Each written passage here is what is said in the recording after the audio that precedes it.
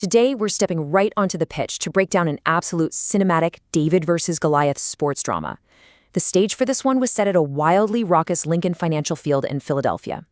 Picture this, you've got over 68,000 extremely passionate fans packing the stands, completely transforming the entire stadium into this vibrant, pulsating sea of yellow. It was hostile, it was intimidating, and it was, honestly, the perfect backdrop for a completely unforgettable clash. Okay, let's dive straight into this number right here, 19. Because this isn't just a random statistic. It was a literal aura of invincibility. 19 represents Ecuador's terrifying unbeaten streak heading into this matchup. I mean, think about it. When a team hasn't lost in 19 straight games, they arrive with this profound psychological advantage. It's a completely intimidating mountain for any opponent to look at, let alone attempt to climb. And that brings us to the sheer scale of this mismatch, because on paper, it was monumental. On one hand, you have that juggernaut 19-game Ecuadorian streak we just talked about. And on the other, you've got Ivory Coast stepping back onto the World Cup stage for the first time in 12 long years. To put that into perspective, it's been over a decade since Les Éléphants had been at this level of competition. They absolutely knew they were facing an uphill battle in front of that massive sea of yellow from the very first second. So how do you even handle that kind of pressure? Well, from the opening whistle, physical intensity set the tone. If we look at the first half, there's this incredibly dense cluster of bookings. You've got Seko Fofana at 27 minutes, Captain Franck Kessié at 37 minutes, and Elye right after at 39 minutes. Now, this wasn't just them being reckless. Actually, scratch that. It was highly calculated. It was Ivory Coast's uncompromising defensive strategy, pure trench warfare.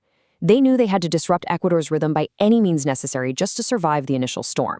And they definitely needed that survival strategy because Ecuador thoroughly dominated that initial half hour, just slicing through the Ivorian backline with incredible precision. But here's where the goalposts themselves become the unexpected central characters of this explainer. First, Yeboah cuts inside sharply, unleashing a curling effort that violently rattles off the crossbar. Then, minutes later, Pedro Viti threads a flawless through ball to Minda, who beats the keeper but strikes the woodwork from just 8 yards out. The frame of the goal was practically defending for Ivory Coast, allowing them to weather the storm and slowly grow into the game, which was largely thanks to the explosive pace of 19-year-old winger Yan Diomande, causing serious problems down the right flank.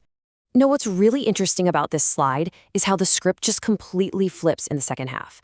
The chaos absolutely continued, but in the 52nd minute, that dreaded Woodwork curse switched sides.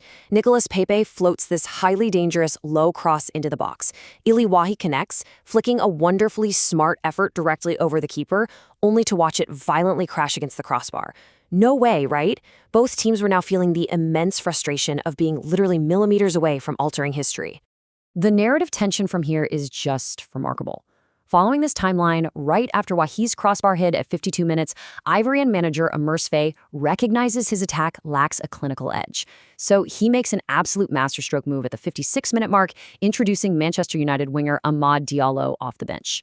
Meanwhile, Ecuador is pressing hard. In the 68th minute, Gonzalo Plata launches a ferocious 25-yard drive, but Ivorian shot stopper Yahia Fofana parries it away with a breathtaking diving save. It's end-to-end continuous chaos pulling us right up to the 89th minute. All right, let's slow things completely down and look at exactly how the magic happened.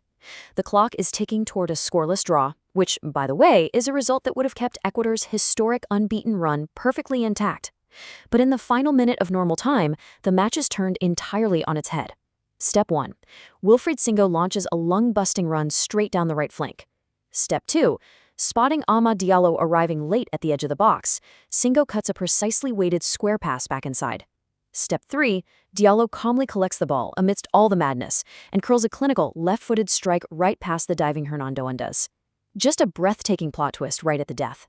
Just imagine the atmosphere shifting in a microsecond. The deafening, raucous sea of yellow was instantly muted.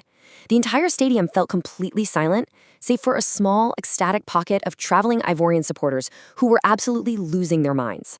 That late strike completely shattered Ecuadorian hearts and officially brought an end to their phenomenal 19-match unbeaten streak, sealing a priceless 1-0 victory for Les Éléphants. Which brings us to the ultimate takeaway.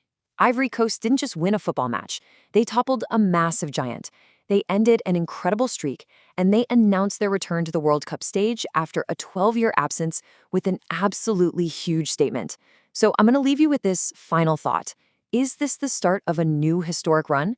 Have Les Éléphants just ignited the spark that will define this entire tournament? Keep following along, because if this explainer tells us anything, it's that on this stage, absolutely nothing is predictable.